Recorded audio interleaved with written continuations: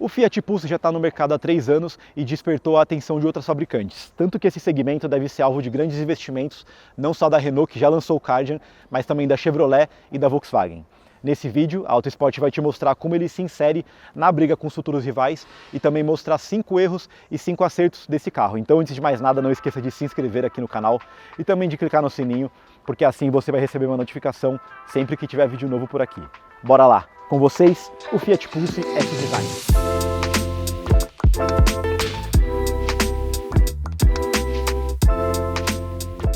Pessoal, pode parecer pretensão da nossa parte dizer que o Fiat Pulse revolucionou o segmento, mas pensem só. A Renault, há alguns meses, lançou o Kardian mirando exatamente essa faixa de preço, e inclusive se você ainda não conferiu a avaliação, eu vou deixar um link para ela aqui no card.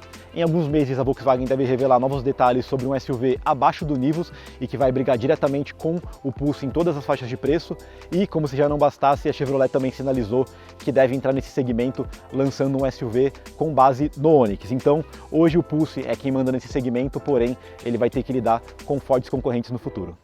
O Pulse é montado sobre a plataforma MLA, que é uma variação da base técnica do Argo, e não tem nenhum problema nisso, é bem comum nesse segmento. A questão é que a base do Argo já deriva de uma plataforma um pouco mais antiga e inclusive tem uma coisinha ou outra do Punto que já saiu de linha há um tempão. Isso interfere na dirigibilidade, na dinâmica do carro. Eu vou elaborar mais sobre isso durante o test drive, mas a impressão que eu tenho atualmente é que a plataforma do Pulse não está na mesma altura do que a concorrência está entregando, ainda mais quando a gente fala sobre Nivus e Kardian.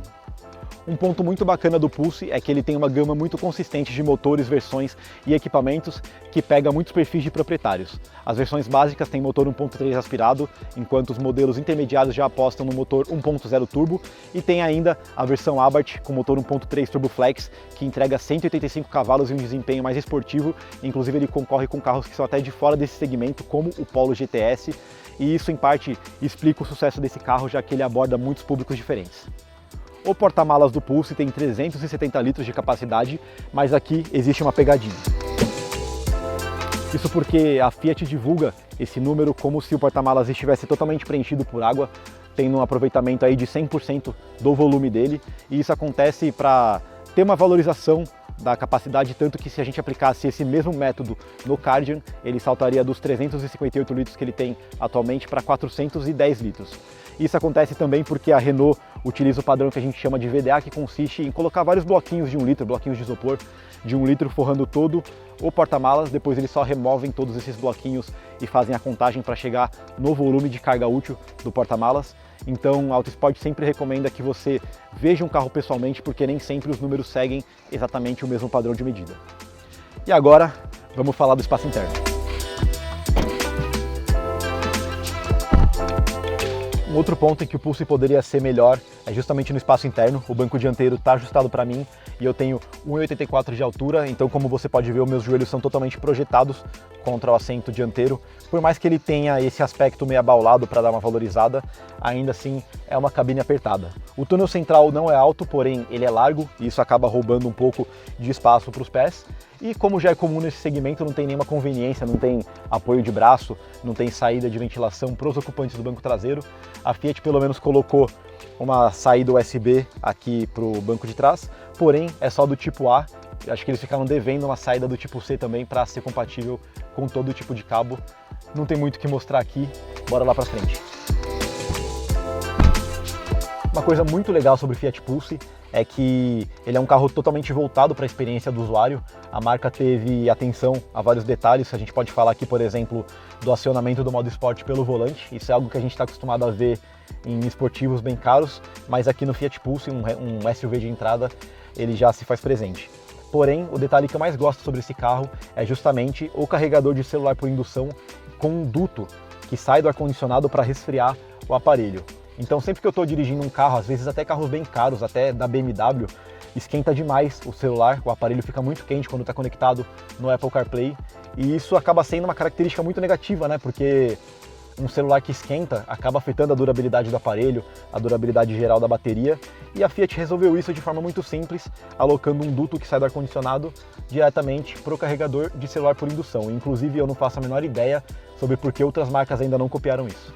O Pulse tem um layout de painel projeto bem bacana, mas eu acho que a Fiat poderia ter um pouco mais de cuidado na escolha dos materiais, porque eles transmitem uma certa sensação de fragilidade, assim como se eles fossem ocos. Então nesse ponto eu acho que ele está no mesmo nível do Nivus, porém um pouco abaixo do Kardian, o que chega a ser irônico porque a Renault historicamente sempre teve o pior acabamento entre essas marcas tradicionais.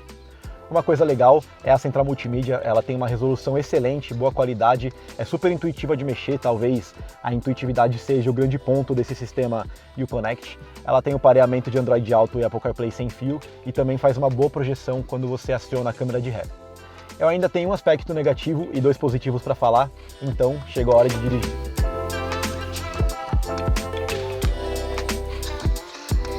Bom pessoal, estamos aqui ao volante do Fiat Pulse. Ele tem motor 1.3 aspirado flex, desenvolve 107 cavalos de potência e 13,7 kgfm de torque. Ele funciona sempre com um câmbio CVT, que faz a simulação de 7 velocidades, inclusive muitas pessoas nem vão perceber que se trata de um câmbio CVT. Eu acho que um grande ponto forte desse carro é justamente o entrosamento entre motor e câmbio, porque é muito incômodo quando eles batem cabeça, principalmente numa situação de retomada ou numa subida, por exemplo. Isso não acontece aqui no Fiat Pulse, que demonstra ter uma dirigibilidade bem afiada nesse sentido. Porém, vocês lembram que eu falei lá no vídeo sobre essa plataforma? Eu acho que o Pulse ele é um carro áspero, ele transmite muito das vibrações do motor aqui para a cabine. Eu acho que o isolamento acústico dele também poderia ser melhor. E, inclusive, o acerto de suspensão dele é super adequado para andar na cidade. Ele não é aquele tipo de carro que vai passar na lombada e vai raspar o meio, por exemplo. Mas eu acho que ele poderia ser um pouquinho mais firme, mas ainda assim, nada que comprometa muito a experiência dirigindo esse carro na cidade no dia a dia. E o último ponto fortíssimo desse carro é o consumo de combustível. De acordo com o Inmetro, o Pulse 1.3 aspirado pode entregar aí até um consumo de 14,3 km por litro na estrada. Ou seja, se você é um motorista que percorre longos trajetos ou que viaja bastante, o Pulse proporciona aí em torno de 700 km de autonomia. E é isso, pessoal. Pelo menos para mim, estes são os pontos fortes e os pontos fracos do Fiat Pulse. E aí, pessoal, o que vocês acharam do Fiat Pulse S-Design? Ele ainda tem fôlego para enfrentar os concorrentes que ainda vão chegar no Brasil? Deixa a sua resposta aí nos comentários. Eu vou ficando por aqui, não esqueça de se inscrever no canal do Autosport e também de clicar no sininho para você receber uma notificação sempre que tiver vídeo novo aqui no canal. Tchau, até a próxima!